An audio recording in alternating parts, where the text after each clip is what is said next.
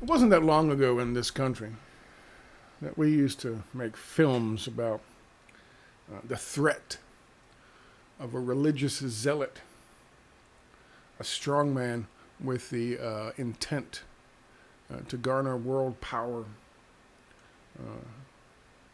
getting a hold of a nuclear weapon, and then using it to kick off World War III. We made all kinds of films about that. Just three off the bat, I guess you'd say. One would be Some of Our Fears. The other would be, I don't know, Last Best Chance.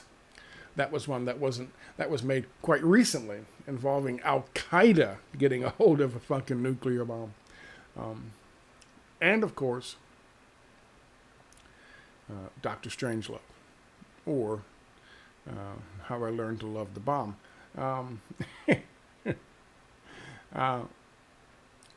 That's the world that we lived in.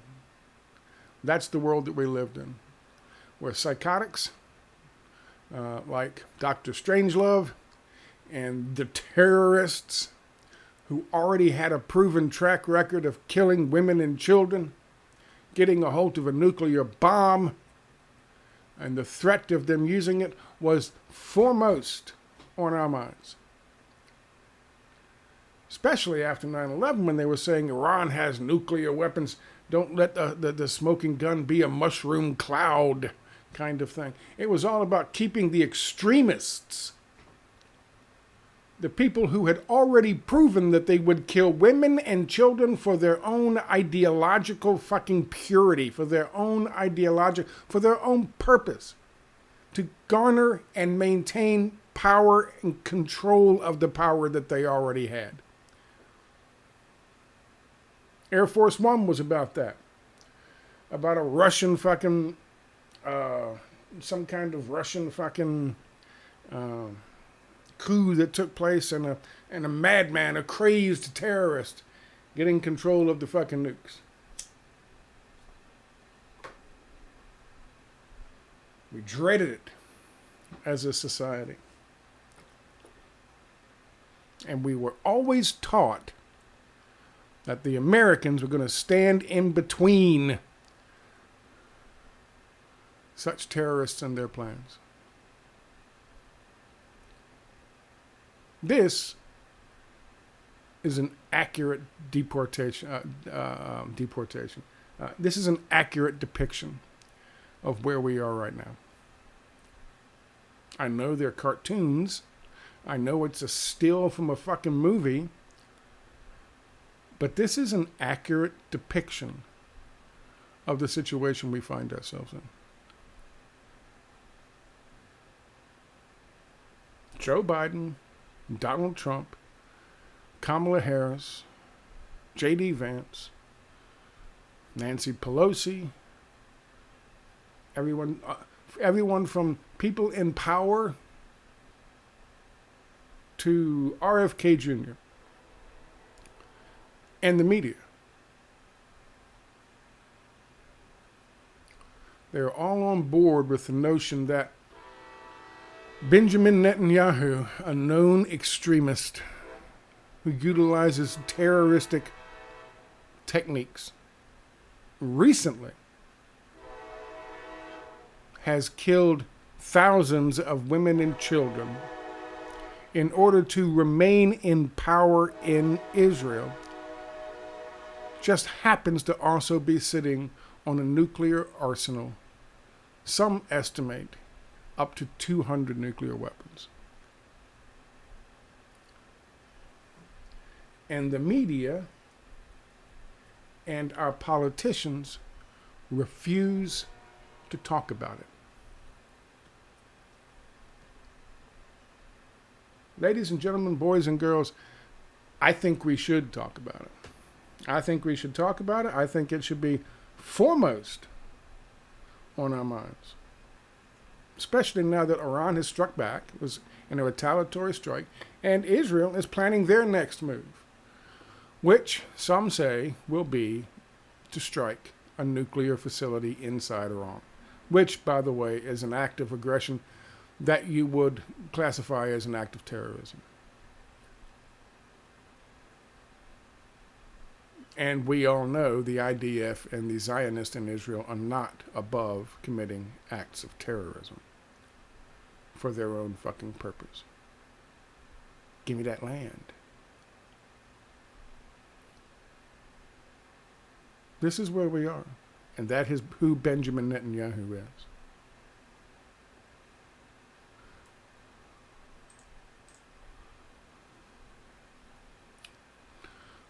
Here, there you go. Last Best Chance, 2005. It's Al Qaeda with a nuclear bomb. Where's the other one? Sum of All Fears.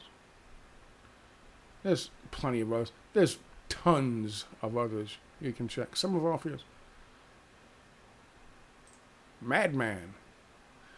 A madman on the loose. John Bolton, talking about Dr. Strangelove, John Bolton, former U.S. ambassador to the United Nations, said Israel should destroy Iran's nuclear weapons program during a Wednesday appearance on News Nation. This was yesterday. And by destroy their nuclear weapons program, he means they don't have a nuclear weapons program. Iran has not decided to make nuclear weapons. It is literally against their religion.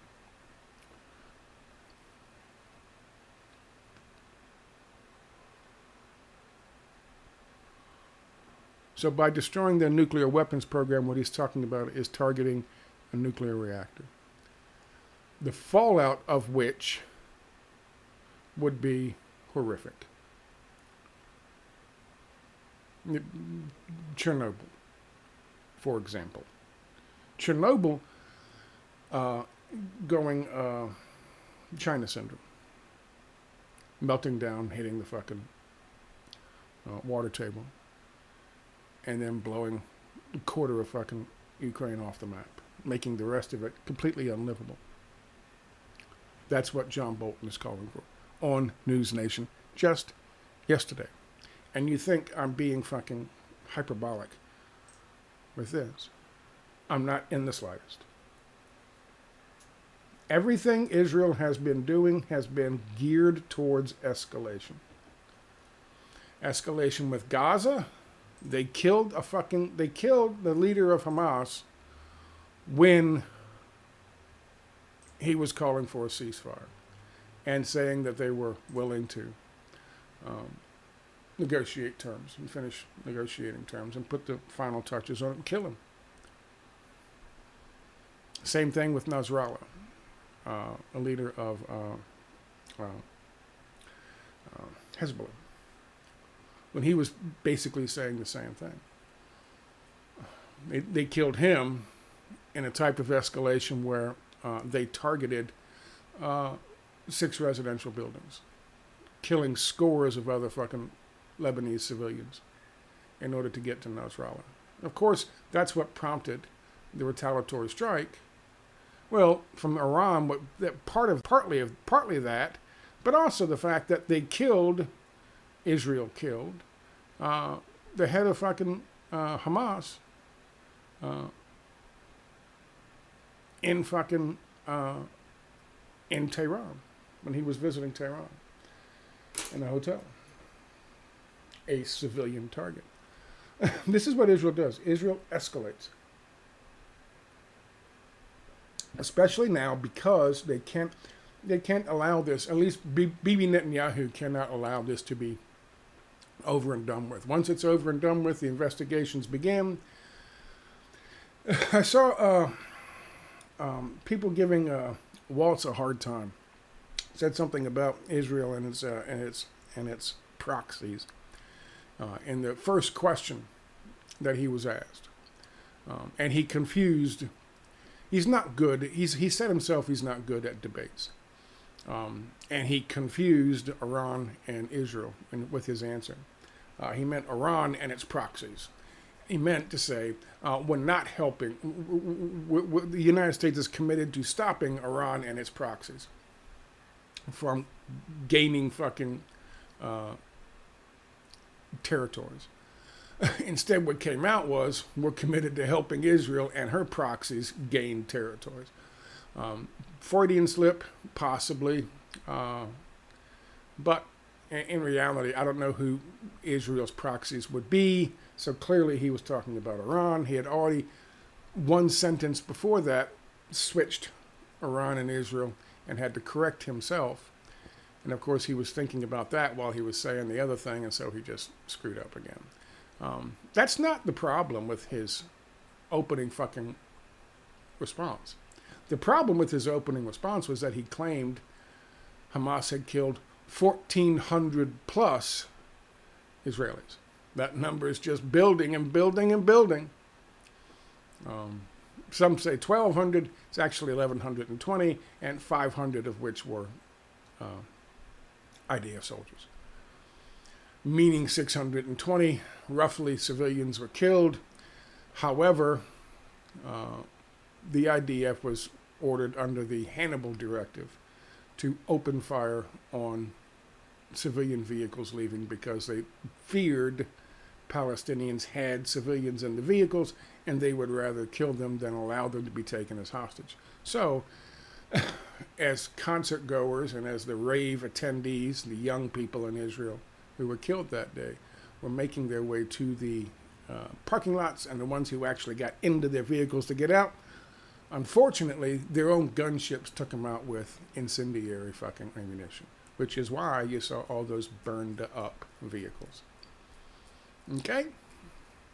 But to the point, Tim Waltz, is that his fucking name? I don't even know his name. His mistake, his real mistake,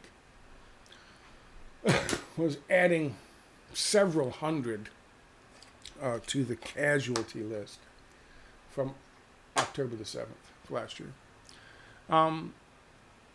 Ignorance, willful ignorance, I don't know. But this video, we're going to talk about the very strong possibility, unfortunately, that Israel will actually be the second nation to use nuclear weapon in aggression on another nation.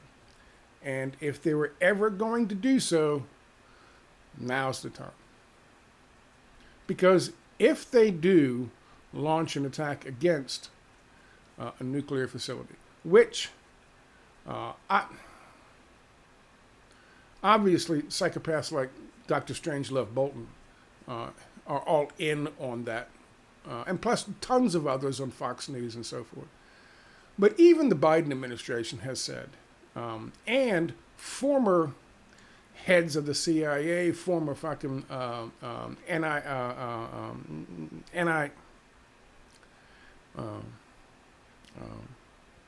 good God, I can't think. CIA, NSA, National Security Administration officials,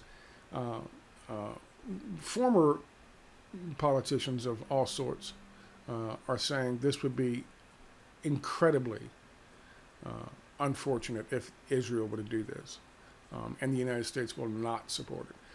Maybe somehow or another in the background, the Biden administration is putting its foot down finally on one aspect of this escalation of Israel's, because God knows they let them do whatever the fuck they want. The death toll for children is now 16,000. So God knows they can do whatever the fuck they want, these terrorists in fucking Israel. Is there a bridge too far? I don't know. However, if that were to happen, and they were to target accidentally a nuclear reactor in Iran, that would trigger a response, a massive response from Iran, which of course, the only reply to which Israel would have and at their disposal would be the use of a nuclear weapon. Now, I think it's highly likely that it could escalate to that point.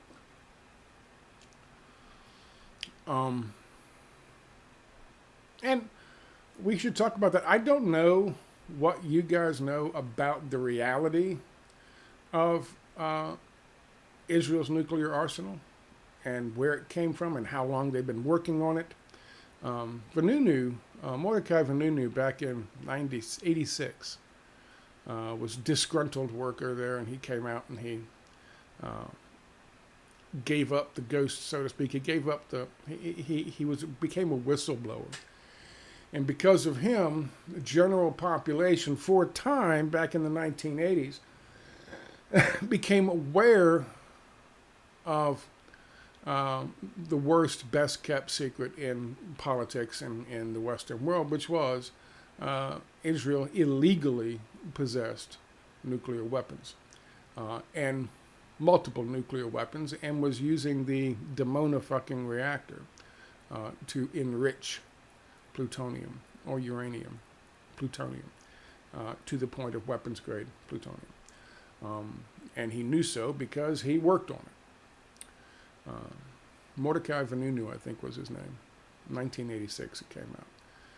However, we've known about it. Well, I didn't know about it in 1986, obviously, but the U.S. knew about it long before that. In the 1950s, late 1950s, I think it was Eisenhower, was made aware of it when he was on his way out the door. Quite by accident. It was a contractor who was talking about something in one of these fucking meetings, in one of these IAEA fucking meetings, and he said something that let it slip. And so then, of course, the Kennedy administration had to deal with it. And it was, Kennedy took a kind of a hard-line approach to it. And I think it was David Ben-Gurion, don't quote me at that, but I think it was he and David Ben-Gurion who went back and forth over it for over a couple of years. Until finally, in April and May of 1963, Kennedy said, you're not going to be enriching uranium and you're not going to be developing nuclear weapons because if you do, it's going to dramatically change the relationship between the United States and Israel. And these are facts. And you can argue them all you want to. You can say, oh, but it was the magic bullet, Scott, if you want. But I've often said, when someone asks me what happened with JFK, I've often said it was a combination of events and interests that had to get rid of him. The main one, of course, was U.S. interests in maintaining war, maintaining a footing of war, and of course that commencement speech that Kennedy gave, which at American University in 1963. To a very lukewarm fucking reception, spoke about normalizing relationships with the Soviet Union, which was the antithesis of what Dr. Strangeloves and the John Bolton types wanted back then. They wanted conflict. They wanted that Cold War because in that Cold War there was money to be made. And the last thing they wanted was that kind of relationship. Of course, there's the issue of ending the Vietnam War, or at least not fucking doubling down on it. Of course, there was Johnson's own personal ambitions. There was big business interests that were involved in the oil industry and the oil sector. And of course, there was David Ben-Gurion and the threat of changing the relationship between Israel, glorious Israel, and the United States. A number of interests collided.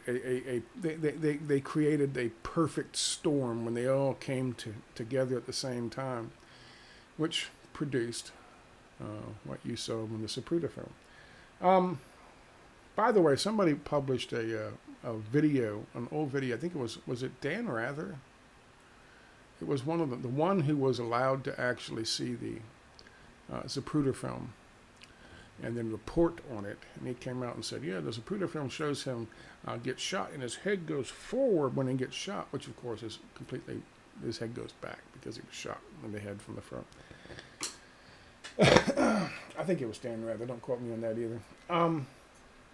I posted a bunch of stuff for you to take a look at in terms of Israel's possession of nukes. Some are, well, I'll just show you real quick. Some are technical, some things like ICANN and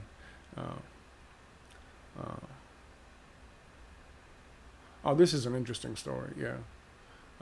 This is the bizarre world we live in. This is the bizarre world we live in. Netflix has a show on called Love is Blind, and in the fucking show is an American Marine who used to be Ukrainian. They moved when he was 2. And he went over there again and fought alongside the Azov battalion. Probably got some Nazi swastikas on him. I don't know. Maybe he doesn't.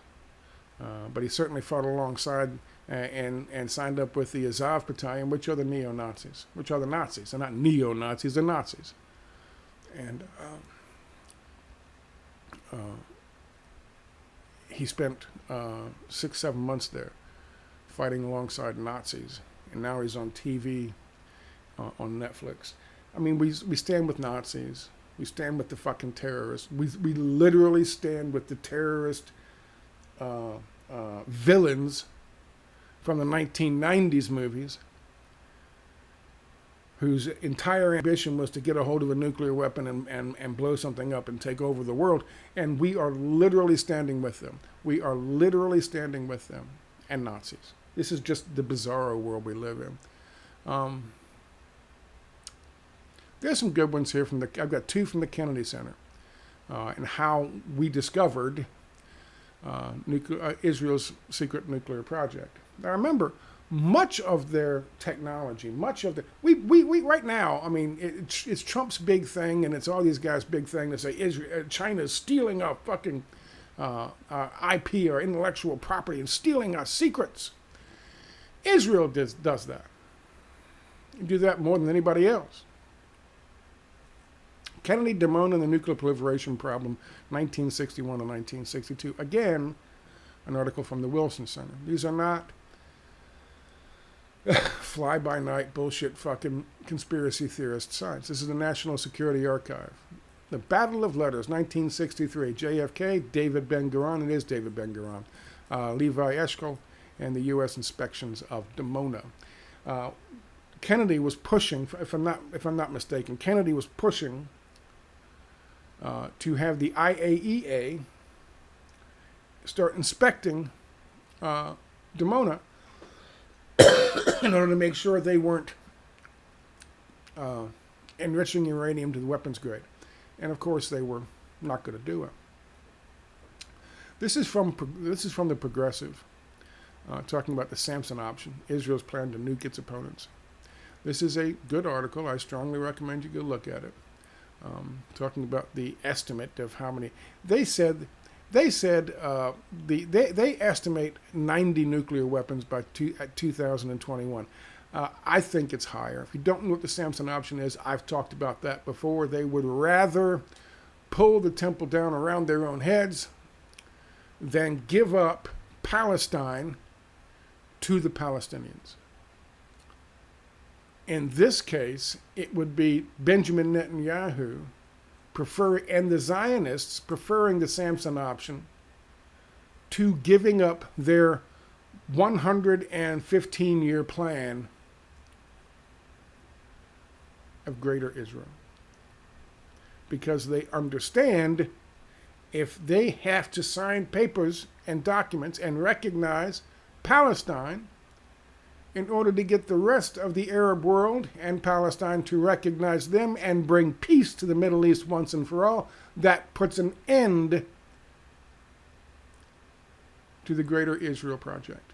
If they can't even take fucking Palestine, they're certainly not going to be able to take anything else. That's the Samson option. They would rather launch a nuke after a series of escalations by Israel, including the possibility of bombing a nuclear fucking reactor. a nuclear power plant in Iran. And this, of course, is from The Guardian in 2014. The truth about Israel's secret nuclear arsenal. These are not fucking whacked out conspiracy theory sites. This one mentions Mordecai Vanunu. This one mentions all kinds of interesting stuff. I'd strongly recommend you go and read it. This is where we are. This is literally where we are.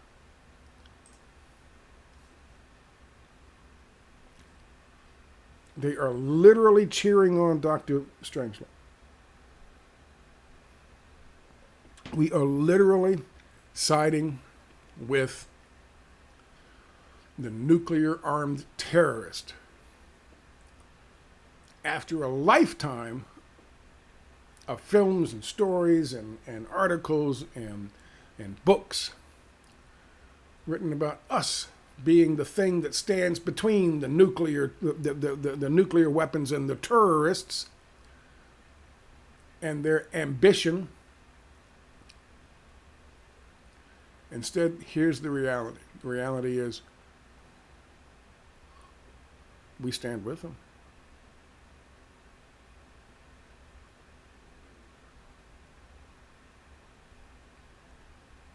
How far will we go? How far will we allow it to go? I have spent decades now calling out fucking our regime change operations in other countries. Now it's decades. I can say that now. Since I think June. Now it's decades.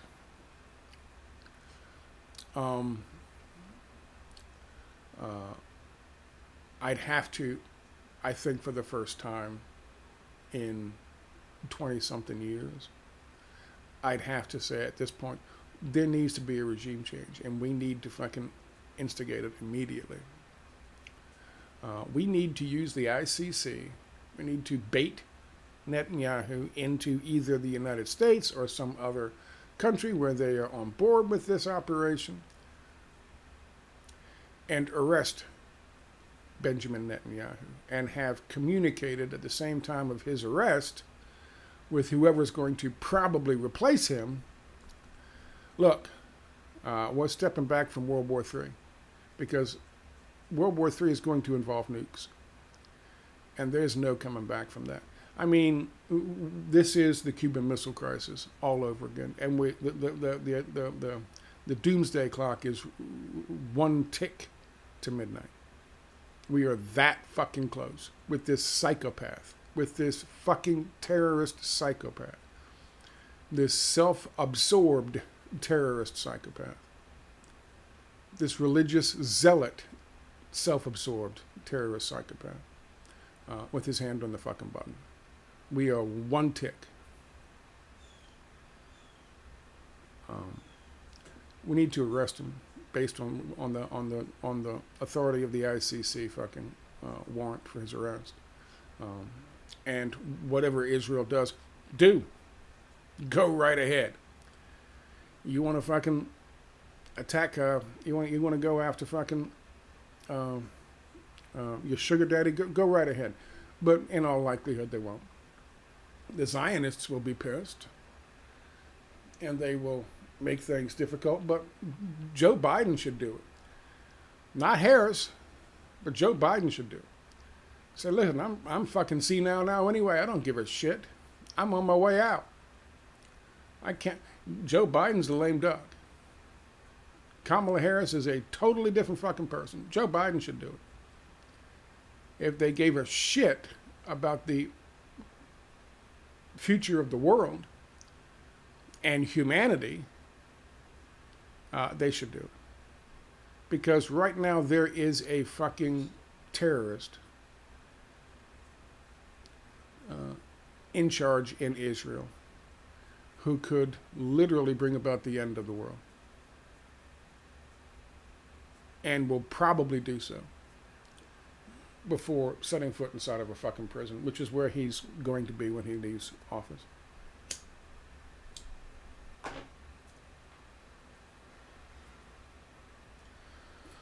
We will see. That's where the rhetoric is right now, talking about they should bomb a fucking nuclear facility, an atomic energy plant in fucking Iran. And that'll teach them. If that's done, then it's done. But there should be no. From two different articles that I read mentioned the fact that there is some kind of executive order signed by a U.S. president. I don't know which U.S. president, but a U.S. president, making it illegal for politicians and executives and people with contractors and things like that with the United States to discuss Israel's nuclear weapons program. I don't know when that happened. We know that there was never, as soon as John Kennedy was gone, there was never any. The Johnson administration was not going to pressure Israel to either disclose their program or to curb it or to have the IAEA come in and inspect Dimona. There are theories and there is talk that Robert Kennedy was going to do a lot of things. He was going to reopen the investigation into his brother's death. He was going to certainly end the Vietnam War, 1968, several years before it eventually ended, several tens of thousands of U.S. soldiers before it ended. And of course, he was going to look into forcing the IAEA to do inspections in Israel of Dimona. And so, of course, he had to go as well. People say, they do the same shit that Chomsky did.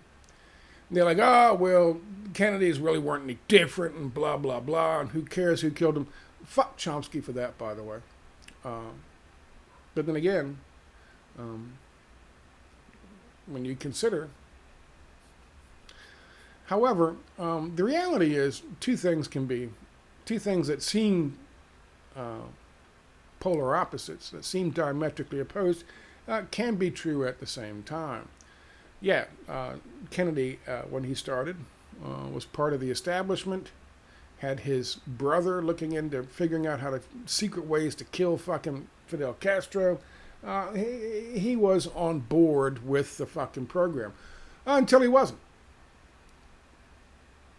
So was Saddam Hussein. So was Muammar Gaddafi. So was Noriega in Panama. They were on board until they weren't. This is what happens.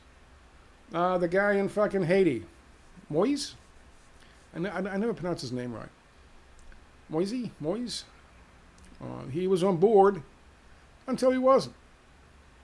And when they aren't, when they draw the line and say this is as far as I'll go, and I'm not going to go any further, and as a matter of fact, since you make me draw that line and I look at it, I really don't like it. Kennedy was going to blow the fucking CIA to pieces. He fired the director of the Central Intelligence Agency for lying to him about the Bay of Pigs, trying to start World War III with that, knowing full well Cuba had nukes and would have used them, had the codes. They didn't care. The Strangeloves in the world didn't care. And John Bolton doesn't give a shit. And neither does Benjamin Netanyahu. Why? Because they're fucking terrorists. The ideological zealots. I'm not talking about religion. They're ideological zealots. The power-hungry madmen.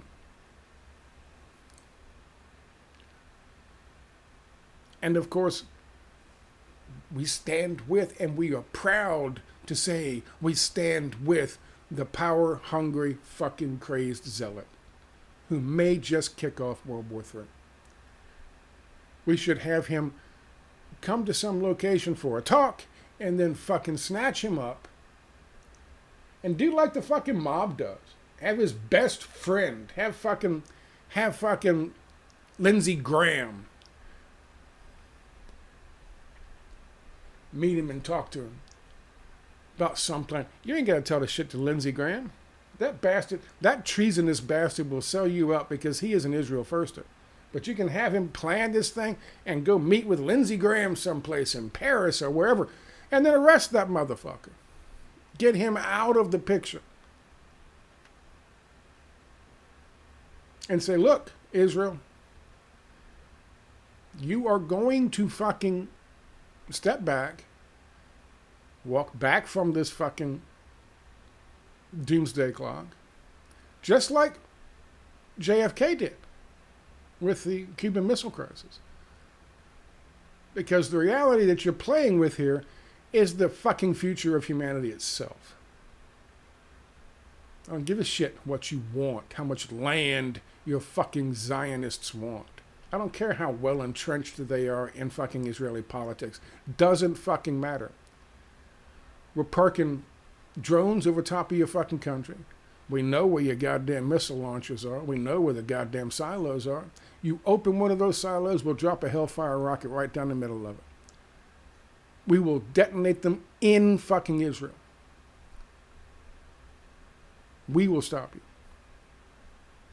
And if our fucking drones run out of gas, China's got fucking plenty of gas, Russia's got plenty of gas, and they also got plenty of fucking drones.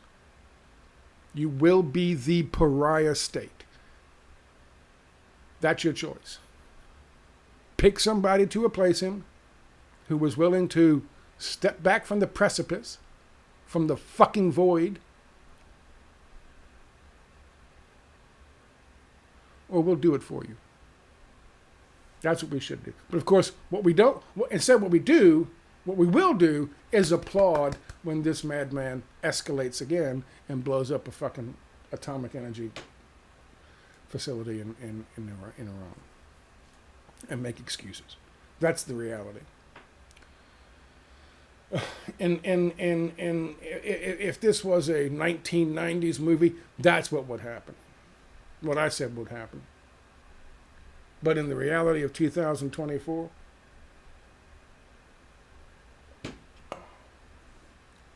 anyway, that's where we are. I got stuff to do today. I will talk to you. Bye.